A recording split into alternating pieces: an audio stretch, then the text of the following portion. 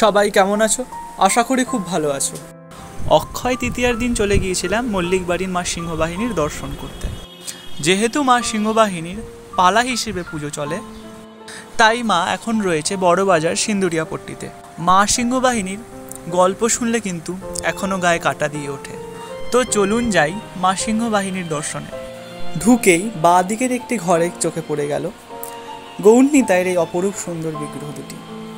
এই মুহূর্তে আমরা যেই বাড়িটিতে রয়েছি, মানে বড়বাজারের সিন্দুরিয়াপট্টির যে বাড়িটিতে রয়েছি, সেখানে কিন্তু প্রভুপাদ এসেছিলেন, যিনি ইসকনের প্রতিষ্ঠাতা। এই মুহূর্তে দর্শন করছেন জগন্নাথ এবং লক্ষ্মী সহ আরও বিভিন্ন রকম দেবদেবীর বিগ্রহ।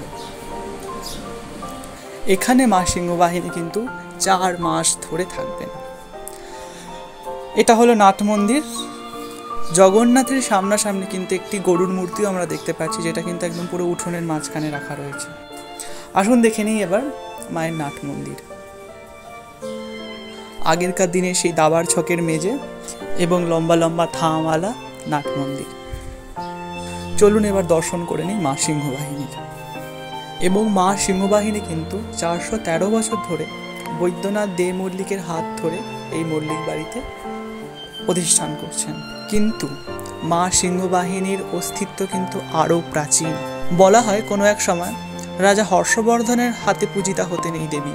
পরবর্তীতে মানসিংহ এবং মুসলিমদের হাত থেকে রক্ষা করার জন্য মাকে চন্দ্রনাথ পাহাড়ের গুহায় রেখে সেবিত হতো এবং পরবর্তীকালে মা বৈদ্যনাথ দে মল্লিকদের হাতে এসেছিলেন। মায়ের পাশের সিংহাসনে যে কৃষ্ণরায় জিউ রয়েছেন, তিনিও কিন্তু সিংহবাহিনীর সময়কারী বলা হয়। কথামৃতে কিন্তু এই সিংহবাহিনীরই উল্লেখ পাওয়া যায়। ঠাকুর যদুলাল মল্লিকের হাত ধরে কিন্তু এই সিংহবাহিনীকে দেখতে এসেই ভাব সমাধিস্থ হয়েছিলেন।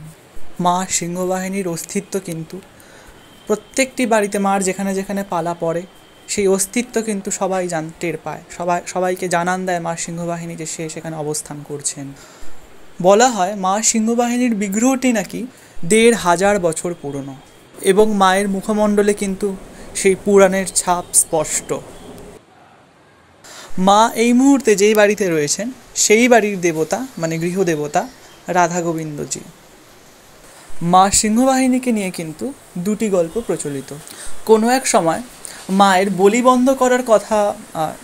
বলি বন্ধ করার সিদ্ধান্ত নেওয়ার জন্য পুরোহিতদের কিন্তু রক্তবমি হয়েছিল। এবং দ্বিতীয় গল্পটি হলো, কোনো এক সেবায়িত কোনো এক সময় মায়ের শ্রীবিগ্রহ সরিয়ে দেওয়ার, মানে চুরি করার উদ্দেশ্যে ঢুকতে গেলে মা সিংহবাহিনীর বিগ্রহের ভেতর থেকে কিন্তু এক প্রকার জ্যোতি বেরিয়ে তার চোখ ঝলসে দেয়। মানে যে চুরি করতে গেছিলো, যে সেবায় চুরি করতে গিয়েছিল, তার কিন্তু চোখ ঝলসে গেছিল।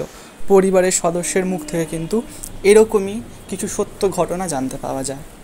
মায়ের সিংহবাহিনী বিগ্রহটি হলো কিন্তু জগদ্ধাত্রী বিগ্রহ। তার জন্য শুক্ল নবমীতে মায়ের ষোড়শ প্রচারে পূজা হয়ে থাকে। আর মুরগি বাতাসা হচ্ছে মায়ের মেন ভোগ।